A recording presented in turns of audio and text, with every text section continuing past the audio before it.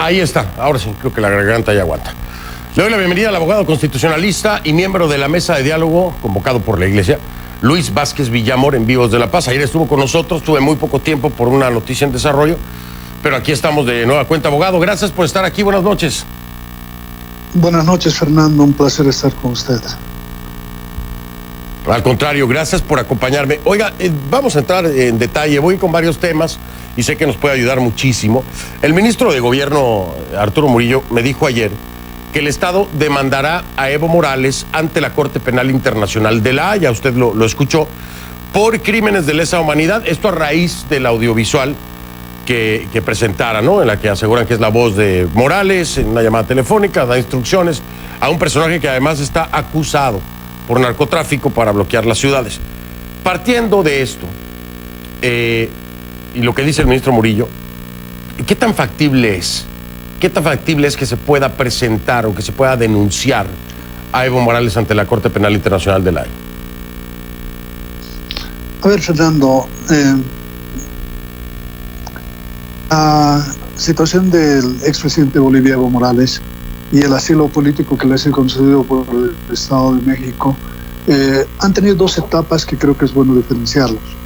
Una primera etapa en la que los Estados Unidos de México han aceptado la solicitud de asilo político, han enviado un avión de la Fuerza Aérea Mexicana que ha llegado hasta Bolivia, a la región del Chapare, en Chimoré, han recogido al presidente, al vicepresidente y a otras personas que formaban parte de esa comitiva en ese momento y los han trasladado hacia México.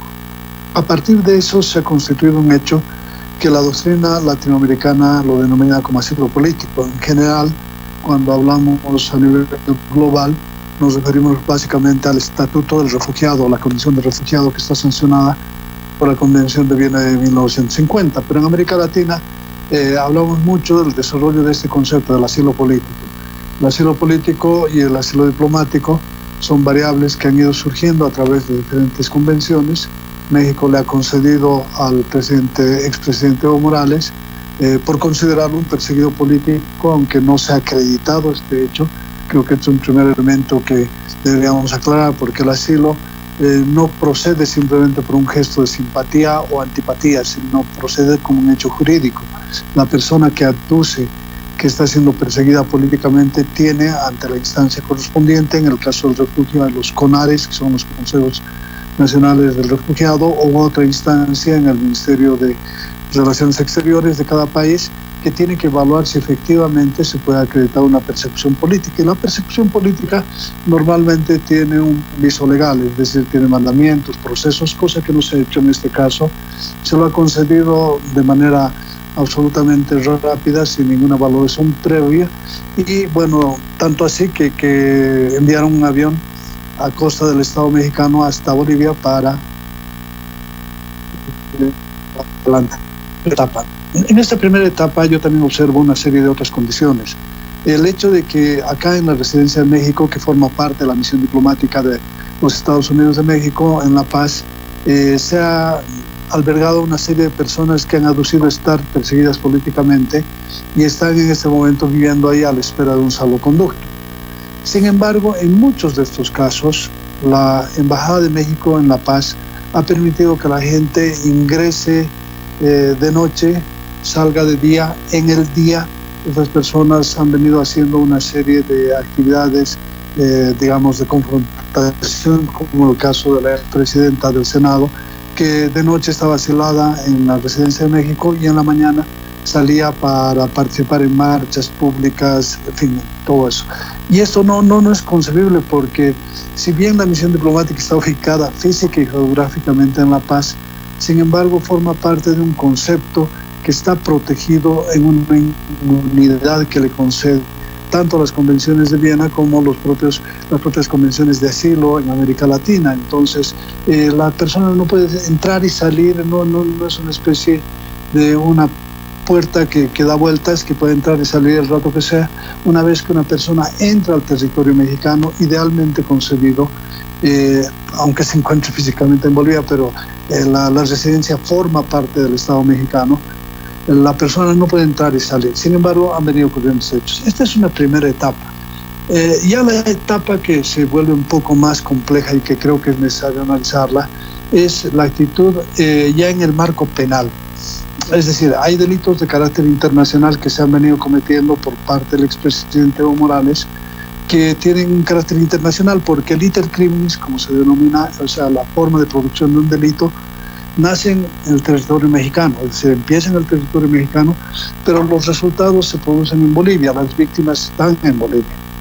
Y en este caso, el hecho de que México político lo proteja al expresidente Evo Morales, incluso le financia económicamente, que no está comprendido en ninguna de las convenciones sobre asilo, bueno, es una parte, pero la otra parte es que México ha firmado el Estatuto de Roma, de la Corte Penal Internacional, de 17 de julio de 1998. Al suscribir y ratificar esta convención internacional, México ha comprometido la fe del Estado mexicano en el cumplimiento de esta convención. Hay un principio que se llama el pacta sunt servanda, que quiere decir que los estados asumen la obligación de cumplir las convenciones. Y dentro de esta convención se tipifican dos delitos que creo que es bueno hablarlos. Uno es el delito de genocidio y el otro es el de lesiones gravísimas a los derechos fundamentales, que está tipificada en el artículo 7 del Estatuto de Roma. Abogado, abogado, perdón que lo interrumpa, déjeme marcar una pausa. Regreso para que puntualicemos en estos dos delitos que me acaba de mencionar, en el tema de genocidio y derechos humanos, para que podamos profundizar. No lo quiero interrumpir cuando arrancamos en este punto. Aquí está el contexto del por qué México está incumpliendo acuerdos internacionales en su procedimiento. Y como lo decía el abogado, no solamente es lo que está ocurriendo con Evo en México, sino lo que está ocurriendo en Bolivia, en la embajada, porque no es un hotel. Y además, el asilo se otorga, como lo decía el abogado, pues para proteger a una persona que se dice perseguida. Y esas personas que pidieron asilo en una embajada, se supone que no puedan regresar a territorio boliviano porque corre peligro su vida. Por eso se asila también, ¿no? De acuerdo a muchas convenciones. Pero sería la definición más llana y más simple. Voy a regresar con el abogado constitucionalista Luis Vázquez Villamor para que sigamos profundizando en esto, en la corresponsabilidad del gobierno de Andrés Manuel López Obrador, en el incumplimiento de acuerdos internacionales, en el manejo del asilo otorgado a Evo Morales y también a miembros del partido MAS allá en Bolivia, en la Embajada Mexicana. Estoy de regreso con el abogado constitucionalista y miembro de la mesa de diálogo convocada por la Iglesia, Luis Vázquez Villamor, en vivo desde La Paz.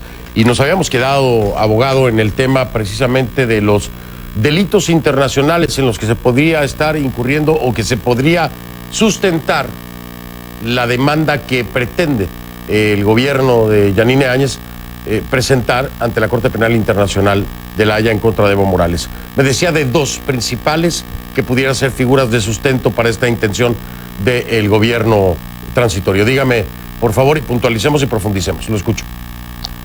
A ver, en lo primero me refiero a los crímenes de lesa humanidad que están tipificados en el artículo 7 del Estatuto de Roma, y concretamente me refiero al carácter del exterminio, que es así como lo denomina esta convención internacional.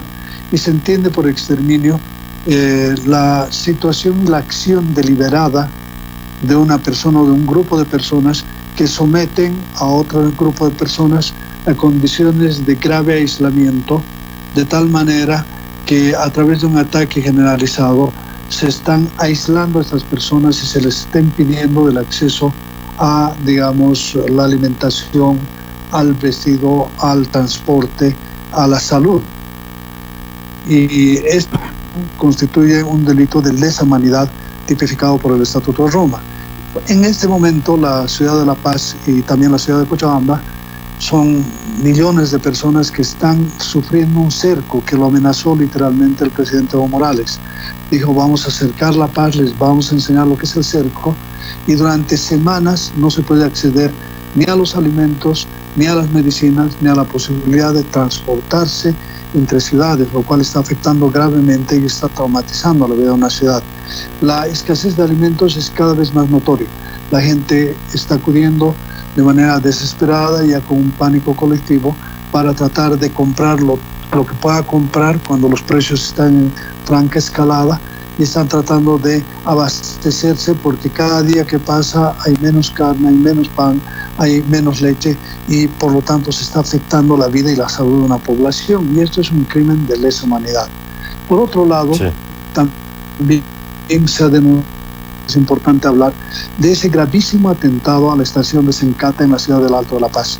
Este gravísimo atentado tenía como la posibilidad de impacto la muerte de aproximadamente 10.000 personas.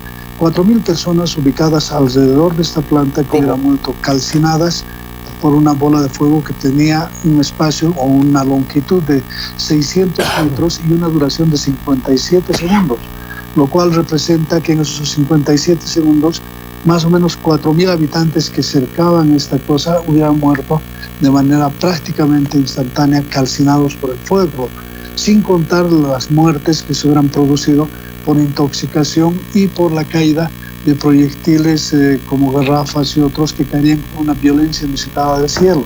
El espacio, digamos, que se ha calculado de posibles víctimas son a 10.000.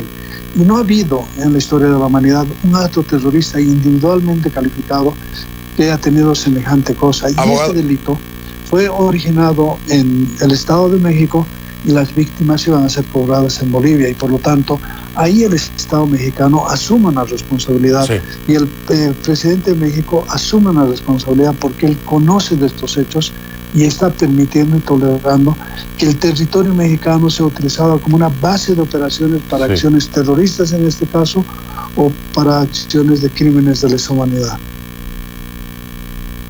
Pues ahí está una explicación más completa, yo creo que no habríamos podido escuchar de parte del abogado constitucionalista Luis Vázquez Villamor en vivo desde La Paz. Este es el contexto internacional, esta es la corresponsabilidad que, de acuerdo al derecho internacional, estaría incurriendo, en el que estaría incurriendo el gobierno de Andrés Manuel López Obrador, y las posibles consecuencias que esto representa para lo que sea que se sustente ante la Corte Penal Internacional de La Haya, no solo para Evo Morales, también la corresponsabilidad, le repito, del gobierno de Andrés Manuel López Obrador.